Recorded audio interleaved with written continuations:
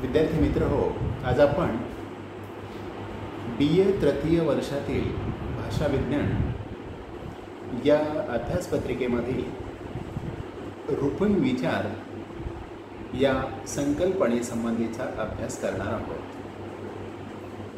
मागच्या तासामध्ये आपण बघितलं, ज्यामध्ये आपण स्वनिम विचार, स्वन म्हणजे काय, स्वनांतरे म्हणजे काय, स्वनांचे गुणधर्म काय यासंबंधीचा संपूर्ण अभ्यास केला. आज आपण रूपिम म्हणजे काय, रूपिकांतर म्हणजे काय याचा सविस्तर अभ्यास या ठिकाणी करणार आहोत.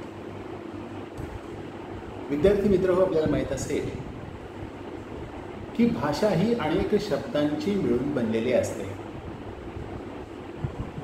आणि अनेक शब्दांमधून अनेक अर्थ भाषेमधून आपल्याला अवगत होत असतात किंवा आविष्कृत होत असतात. आणि म्हणून नेमकं शब्द म्हणजे कोणता आणि रूपी म्हणजे काय यामधील काही फरक आपण या निमित्ताने समजून घेणार आहोत. असं म्हणतात की पारंपरिकदृष्ट्या भाषेचा विचार करताना शब्द या संकल्पनेला महत्त्व दिलेले आहेच, परंतु भाषाशास्त्राचा जर विचार केला तर या ठिकाणी भाषाशास्त्राचा अभ्यास करताना शब्द ही संकल्पना थोडीशी अपुरी पडते, कारण आपल्याला खोलात जाऊन या संकल्पनेला नीट समजून घ्यायचं आहे. आणि म्हणून उदाहरणार्थ राम, रामाने, रामावर हे तीनही शब्दच आहेत, परंतु या तीनही शब्दाचे रूप मात्र वेगवेगळे आहेत. आणि ते काय आहेत, तसंच या तीनही शब्दामध्ये आपल्याला सारखं साम्य वाटत असलं तरी तीनही शब्दांचा अर्थ हा वेगळा आहे. आणि म्हणून फक्त शब्द म्हणून भाषा विज्ञानामध्ये या सखोलपणे आपल्याला याचा अभ्यास करता येत नाही. तर मराठीतील अशा अनेक एकाच शब्दांची अनेक रूपे जी स्वतंत्र शब्द आहेत, या शब्दा संकल्पनेचे याच्या आधारे आपल्याला निश्चित उत्तर देता येत नाही. आणि म्हणून भाषेतील घटकात असणारा परस्पर संबंध दाखविण्यासाठी आणि त्याचा भाषाशास्त्रीय दृष्टीने अभ्यास करण्यासाठी संरचनावादी अभ्यासकांनी रूपीम ही संकल्पना योजलेली आहे किंवा आयोजित केलेली आहे. शब्द म्हणजे काय, तर तुम्हाला वरती सांगितल्याप्रमाणे की राम, रामाने, रामावर ही तीनही शब्द एकच आहेत, परंतु शब्दांची रूपं वेगवेगळी आहेत. आणि म्हणून भाषाशास्त्राचा अभ्यास करताना हा फरक नेमका कशामुळे होतो किंवा हा रूपांचा प्रकार कशा पद्धतीने भाषेला वेगळेपण किंवा वेगळा अर्थ निर्माण करून देतो, या दृष्टीने अभ्यास करण्यासाठी भाषा अभ्यासकांनी शब्द याऐवजी रूपीम ही संकल्पना योजलेली दिसून येते. आता हे रूपीम म्हणजे काय, तर रूपीमाच्या बाबतीत असं म्हणता येईल की व्याकरणिक दृष्ट्या, विश्लेषणातील व अर्थदृष्ट्या अविभाज्य लघुत्तम घटक म्हणजे रूपीम असं म्हणता येईल. म्हणजे ज्याचं विश्लेषण अधिक करता येत नाही किंवा अर्थदृष्ट्या ज्याचं विभाजन होत नाही, अशा शेवटच्या घटकाला रूपीम ही संज्ञा वापरली जाते. आता परत मी सांगतो की रूपीम आणि शब्दांमध्ये काय फरक आहे. तर राम हा शब्द आहे आणि तसंच तो रूपीम सुद्धा आहे. परंतु रामावर किंवा रामाने हे शब्दही आहेत आणि मात्र ते रूपीम होऊ शकत नाहीत. याचे कारण की राम या शब्दाचं आणखी विघटन अर्थदृष्ट्या करता येत नाही, आणि जर विघटन केलं अक्षरांचं तर त्याला काहीही अर्थ राहत नाही. परंतु रामावर राम आणि रामावर या शब्दामध्ये दोन रूपं आहेत, याचं मात्र आपल्याला वेगळेपण करता येतं, आणि म्हणून शब्द आणि रूपिमामधला हा महत्त्वाचा फरक आहे. तर अर्थदृष्ट्या ज्याचं अधिक विभाजन शक्य नाही त्याला रूपीम म्हटलं जातं. तसंच मराठीत या संकल्पनेला पदीम असे देखील म्हटलं जातं. अर्थदृष्ट्या लघुत्तम रूप किंवा व्याकरणिकदृष्ट्या विश्लेषणातील लघुत्तम घटक अशी व्याख्या या रूपिमाच्या बाबतीत भाषा विज्ञानामध्ये केलेली आपल्याला दिसून येते.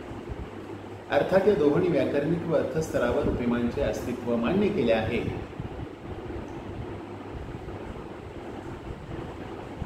प्रत्येक रूपीम हा स्वनात्मक व अर्थात्मक दृष्टीने अनन्य असतो. ज्या भाषिक रूपाचे इतर कोणत्याही भाषिक रूपाशी स्वनात्मक अर्थात्मक साम्य नसते असे रूप म्हणजे रूपीम होय, अशी व्याख्या ब्लूमफिल्ड या भाषा वैज्ञानिकांनी केलेली आहे. आणि म्हणूनच या संकल्पनेच्या आधारे वर दिलेल्या उदाहरणात राम कॉमा इन्व्हर्टेड कॉमा ने व वर अशी तीन रूपिमे आपल्याला या रामाने या एका शब्दामध्ये सापडतात. राम, ने आणि वर अशी तीन रूपिमे रामाने या एकाच शब्दांमध्ये सापडतात, आणि म्हणूनच शब्दांमध्ये अर्थदृष्ट्या विभाजन होऊ शकतं, परंतु रूपीमध्ये मात्र असं अर्थदृष्ट्या विभाजन शक्य नाही. हा शब्द आणि रूपिमामधला मूलभूत फरक आहे, हे आपण समजून घेतलं पाहिजे. रूपिमे महिरपी कंसात दाखविले जातात. त्यांचं वेगळेपण की ते महिरपी कंसामध्ये दाखविले जातात, आणि रूपिमांचे बद्ध रूपीम आणि मुक्त रूपीम असे दोन मुख्य प्रकार पडतात. बद्ध रूपीम म्हणजे काय, तर वाक्यात जे रूपीम स्वतंत्रपणे अवतरू शकत नाही त्याला बद्ध रूपीम म्हणतात. बद्ध रूपीम म्हणजे काय की जे इतर रूपिमांच्या सहाय्याने किंवा शब्दांच्या सहाय्याने वाक्यामध्ये येते त्याला बद्ध रूपीम म्हणतात. उदाहरणार्थ रामाने पुस्तके या शब्दांची फोड केली असता राम अधिक ने व पुस्तक अधिक ए अशी रूपे मिळतात. यातील ने व ए ही रूपे स्वतंत्रपणे वाक्यात येऊ शकत नाही, ते रूपीमच आहेत, परंतु इतर रूपिमांना जोडूनच ती अर्थपूर्ण वाक्ये तयार होण्यास सहाय्यभूत ठरतात. मराठीतील पूर्व प्रत्यय उदाहरणार्थ बे, नी व उत्तर प्रत्यय उदाहरणार्थ करी, दार ही बद्ध रूपिमांची उदाहरणे आहेत. तर मुक्त रूपीम म्हणजे काय, जे वाक्यात रूपिमांच्या सहाय्याशिवाय स्वतंत्रपणे येते त्याला मुक्त रूपीम असे म्हणतात. उदाहरणार्थ छान, मांजर ही रूपीम एक अमूर्त संकल्पना आहे. भाषेत प्रत्यक्ष वापरल्या जाणाऱ्या रूपिमांच्या रूपाला रूपिका म्हणतात. रूपिका या भाषेत पुन्हा सिद्ध होणाऱ्या विशिष्ट स्वनांचा संच असतात. काही विशिष्ट परिस्थितीत रूपिमांची विशिष्ट रूपे येतात. त्या विशिष्ट रूपांना त्या रूपिकांची रूपिकांतरे म्हणतात. रूपिकांतराची वाटणी पूरक असते. व्याकरणिक व ध्वनी सान्निध्य या दोन कारणांमुळे रूपिकांतराचे वितरण होते. उदाहरणार्थ जातो व गेला या दोहोंमधील जा, गे ही जा या रूपिमांची रूपिकांतरे आहेत. तर गे या रूपिकांतराचा विनियोग वापर हा भूतकाळ दर्शवण्यासाठीच होतो व अन्यत्र जा या रूपिकांतराचा वापर केला जातो. रूपिकांतरे विश्लेषण पुढीलप्रमाणे दाखविले जाते. आता जा यामधील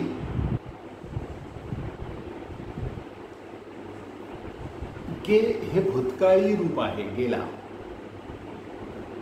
आणि अन्यत्र मात्र ती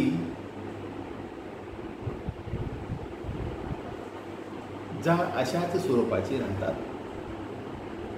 आणि म्हणूनच रूपिम व रूपिकांतरातील हा महत्त्वाचा फरक आहे.